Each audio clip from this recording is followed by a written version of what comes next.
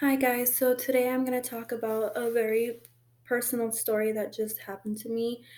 On Tuesday, I found out that I was pregnant and I have the IUD. So it like really shocked me and scared me, but I kind of had a feeling because I had some pregnancy symptoms. I missed my period and then my breasts were really tender. Um If you just had a miscarriage, I would not recommend watching this, and it might be a little too much info for some people. I'm not sure.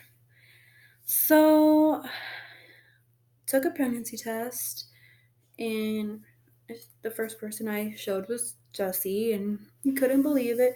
We were a little happy, but we were also scared because I have had miscarriages before, and I was just worried.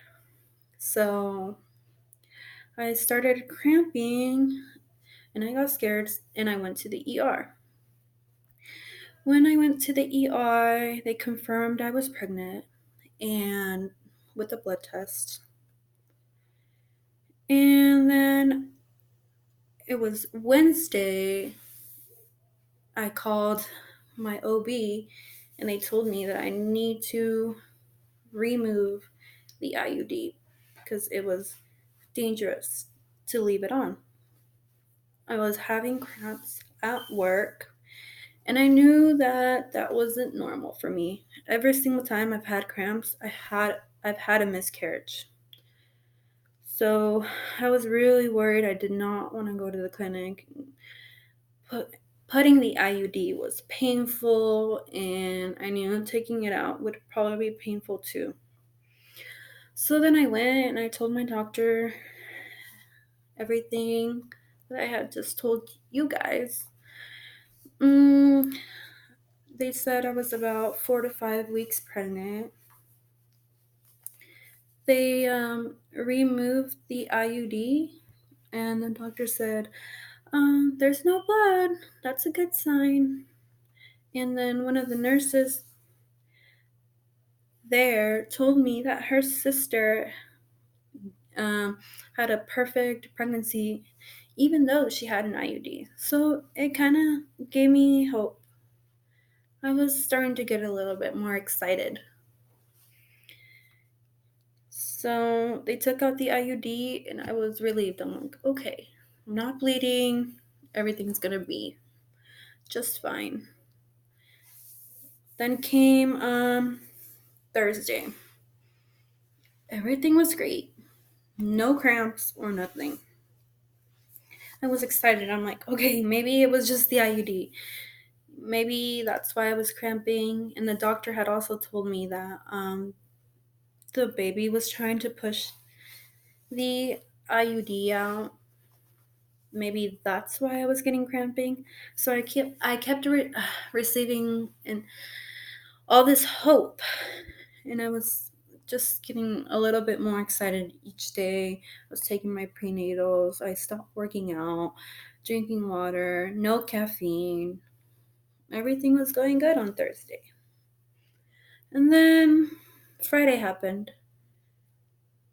Um, it was about mm, I was about to get off of work, so it was about let's see, 5 o'clock, and I just started getting the worst cramps ever. It literally felt like contractions. It was horrible. I was just excited to get off of work, but I also had promised little Jessie to go to the Harvest Festival. So I was in so much pain. I was crying. Little Jessie was worried, but I had promised Jessie to go to the Harvest Festival, so I put up with it. And then we went to the Harvest Festival. I was still cramping. I sat in the car a little bit and cried, and I just knew something wasn't right. Like, this amount of pain is not normal. But you do anything for your kids. So I just put up with it. And Then we grabbed something to eat because I hadn't eaten since my lunch break. After we ate, I told Jesse, like, let's just go. I need to go to the emergency room. This pain is horrible, horrible pain. It felt like the worst pain I've ever felt in my life. It was worse than childbirth. I don't ever want to feel that pain again. I went to the emergency room in Oakdale and waited a long time. And they were about to let me go because they didn't have anyone to do an ultrasound. And then my blood pressure started going up.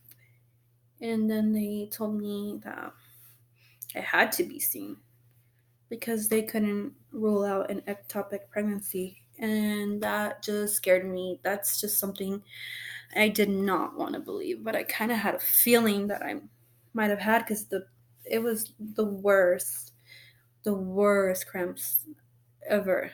My back was starting to hurt, and that's when I knew I'm like, I need to go to the hospital. So then I got transferred in an ambulance, and I was just freaking out. I was so nervous. I was pale, and I didn't know what to do. Jesse was following us.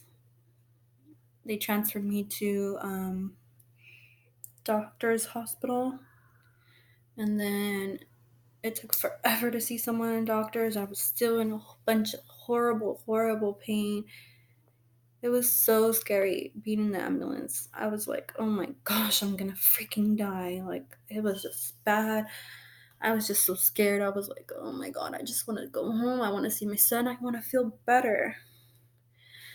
And then, so I was at doctor's, still with horrible pain. I finally saw a nurse, and they told me that I was there because they couldn't rule out the ectopic pregnancy. Um, so mm, they took the same test, but they drew a whole bunch of blood. I have bruises from where they put the IUD and all the shots that they have given me, and so they did the ultrasound, the regular one, and the one that's done vaginally, and then took a while to get the results, and then they said that they could not rule out what it was. They told me that it could be an ectopic pregnancy. It could be early pregnancy. It could be a miscarriage, or it could be what was it? Oh, a cyst. There was like a mass that was 4 centimeters or inches big, and they couldn't figure out what it was. I started feeling better there. I was just bleeding very lightly, and that's common with an ectopic pregnancy. You're not really supposed to bleed, it's just the pain. And I have the papers right here. I'm not sure if I'm saying this right, but it says diagnostic laparoscopy, possible removal of ectopic pregnancy, possible ovarian cyst, possible salping ectomy, possible ophthalmopathy, possible laparotomy. I don't know. But it was just a whole bunch of things.